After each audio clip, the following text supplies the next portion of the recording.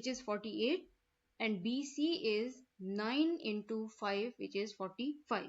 And the answer is 94 and minus 3. 94 is the real part and minus 3 is the imaginary part. Next fundamental properties of complex numbers क्या होती हैं, यानी कि हम अगर पहले भी आप लोगों ने पढ़ी होंगी properties, additive identity, inverse additive होता है, मल्टीप्लिकेटिव आइडेंटिटी, मल्टीप्लिकेटिव इनवर्स होता है, डिस्ट्रीब्यूटिव लॉ, इसी तरह के वो सारी प्रॉपर्टीज जो हैं वो इस कॉम्प्लेक्स नंबर पे भी अप्लाई होती हैं, जैसे बाकी रियल नंबर्स पे या नेचुरल नंबर्स पे या होल नंबर्स पे अप्लाई होती हैं, इसी तरह कॉम्प्लेक्स नंबर्स पे भी अप्लाई होती हैं. एडिटिव आइडेंटिटी यहाँ पे इमेजिनरी पार्ट भी जीरो होगा, रियल पार्ट भी दोनों का जीरो होगा इस इक्वेशन में. तो हमारे पास 0,0 ये हमारे पास additive identity of complex number होगी. इसी तरह अगर इनवर्स है, इनवर्स का मतलब होता है एडिटिव ले रहे हैं नंबर फॉर एग्जांपल हम ले रहे हैं कोई 3, तो उसका जो एडिटिव इनवर्स होगा वो हमारे पास -3 होगा, यानी कि 3 - 3 करेंगे तो हमारे पास 0 आएगा, विच इज एडिटिव आइडेंटिटी. कोई भी इनवर्स का मतलब होता है कि कोई भी चीज ऐड की जाए उसी का इनवर्स, तो वो हमारे पास एडिटिव आइडेंटिटी दे. तो इनवर्स भी हमारे पास इसी तरह है कि अगर 3 का इनवर्स हम ले रहे हैं वो -3 है, दोनों को ऐड किया जाए और आंसर हमारे पास एडिटिव आइडेंटिटी आ जाए तो वो मतलब उसका इनवर्स है. इसी तरह हमने यहाँ पे ए इनवर्स लिया है ए और बी इक्वेशन के लिए, तो -a और -b, A B plus -a - b जो हमारे पास दे रहा है कॉम्प्लेक्स नंबर के लिए एडिटिव आइडेंटिटी उसकी दे रहे हैं. Multiplicative identity in complex number is 1. Multiplication की जो आइडेंटिटी होती है वो हमेशा 1 होती है और जो इमेजिनरी पार्ट होता है वो उसका 0 होता है. अच्छा, इसको हम शो इस तरह करेंगे 1 रियल नंबर के लिए 1 और इमेजिनरी पार्ट के लिए हमारे पास 0 है. अब इस चीज को अगर हम a और b के साथ मल्टीप्लाई करवाते हैं इक्वेशन की, तो a b 1 0, इसको अगर हम राइट से करवाएं या लेफ्ट से करवाएं तो हमारे पास a b आंसर इटसेल्फ आ जाए, तो वो हमारे पास मल्टीप्लिकेटिव इनवर्स होता है, मल्टीप्लिकेटिव आइडेंटिटी होती है. एवरी फोर्थ पे है हमारे पास प्रॉपर्टी कि every non zero complex number has a multiplicative inverse. A inverse is equal to 1, यानी कि a divide multiply 1 over a is equal to 1 हमारे पास मल्टीप्लिकेटिव इनवर्स की प्रॉपर्टी है. इसको फाइंड करने के लिए हमारे पास है कि लेट हमने सपोज किया है कि x plus iota y, then x a bar यानी कि कॉन्जुगेट ऑफ a जो है वो x माइनस आयोटा y, उसके इमेजिनरी पार्ट का जो साइन है वो हम चेंज कर देते हैं. तो इसी के लिए a इनवर्स हमने जब निकाला है 1 ओवर a हो गया 1 over x plus iota y. अच्छा, एक चीज हमने याद रखनी है कि जब भी आयोटा डिवीजन में आ गया है, डिनोमिनेटर में आ गया है, तो अब हमने आयोटा डिनोमिनेटर में नहीं रखना. हमने यहाँ पे आगे एक फर्दर इसको सॉल्व करने के लिए यहाँ पे रैशनलाइजेशन जो है वो 1 over x plus iota y multiply change कर देंगे, साइन इमेजिनरी पार्ट का साइन चेंज कर देंगे, यानी कि कॉन्जुगेट के साथ मल्टीप्लाई और डिवाइड कर देंगे. x minus iota y divided by x minus iota y.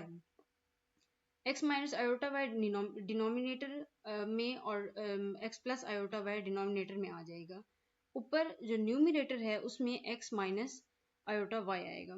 जब x minus iota y x plus iota y, इनके दो हमने पहले मल्टीप्लिकेशन की प्रॉपर्टीज, जब इन दोनों चीजों को आपस में मल्टीप्लाई करेंगे तो आंसर हमारे पास x square plus y square आएगा. नीचे आयोटा खत्म, यहाँ तक हमारे पास ये सॉल्व हो जाता है जब नीचे हमने आयोटा कभी भी नहीं रखना. x इसको हमने फर्दर सॉल्व किया है x divided by X square plus Y square comma minus Y divided by X square plus Y square.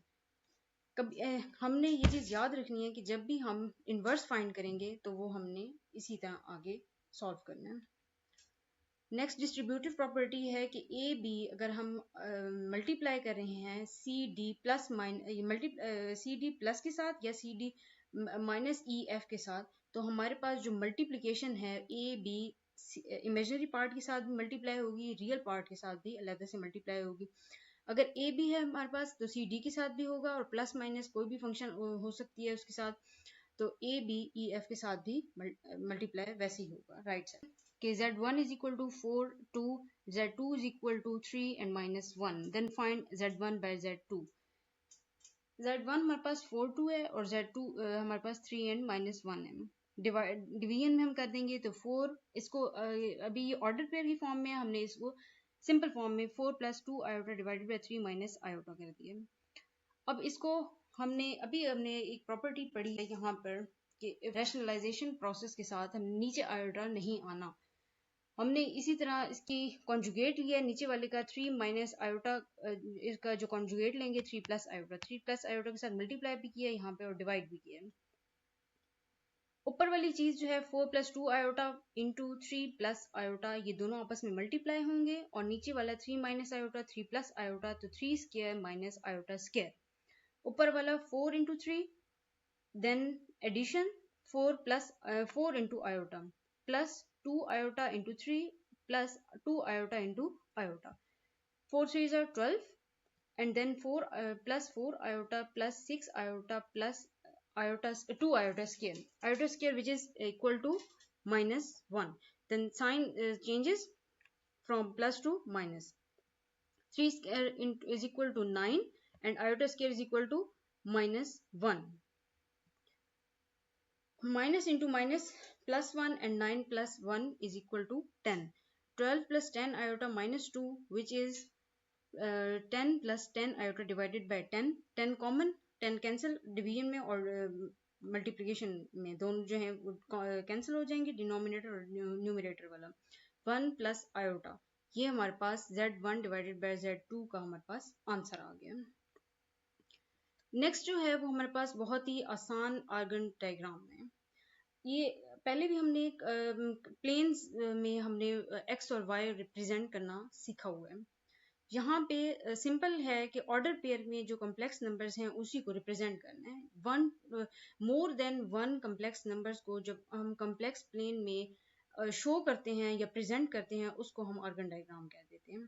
For example यहाँ पर हमारे पास और एक और चीज़ कि एक्स एक्सिस जो हमें हमेशा प्रेजेंट करता है real axis, and y-axis always presents imaginary axis. For example, a into 3 and 2, which is x is equal to 3. Here x is equal to 3 and y is equal to 2.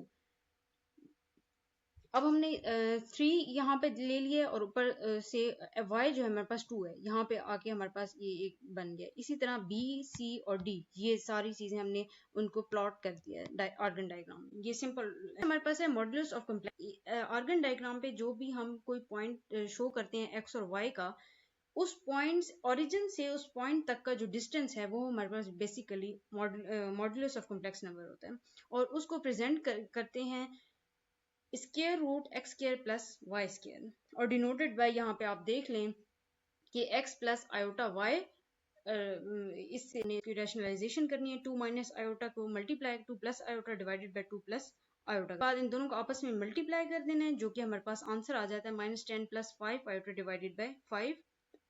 5 common तो -2 plus iota, ये हमारे पास z आ गया है। इसका conjugate लेंगे तो -2 का वैसे ही रियल पार्ट का कभी भी साइन चेंज नहीं होता, इमेजिनरी पार्ट का साइन हमेशा हम चेंज करते हैं। तो -2 माइनस आयोटा, ये हमारे पास z बार आ गई है। नेक्स्ट अब हमने उसका मॉडुलस लेना है, तो यहाँ पे देखें ये जो -2 है represents x and iota represents y। -2 का स्क्वायर प्लस -1 का स्क्वायर मॉडुलस के इक्वेशन में हमने डाल के देखा, -2 का स्क्वायर 4, 1 का स्क्वायर 1, तो स्क्वायर रूट 5 मॉडुलस जो है z का, z कॉन्जुगेट का, ये हमारे पास आंसर आ गया। That's all for today. आज तक यही है। उसके बाद नेक्स्ट हम जो करेंगे वो 1.1 एक्सरसाइज करेंगे, और इसी तरह अब रोज़ाना आपके साथ सेशन स्टार्ट रहेगा। क्वेश्चन आपको सॉल्व करके दिए जाएंगे। प्रॉब्लम है वो आप कमेंट्स में बताएं और मैं आपको सॉल्व करके नेक्स्ट वीडियो में आपको बता दूंगी। Thank you so much.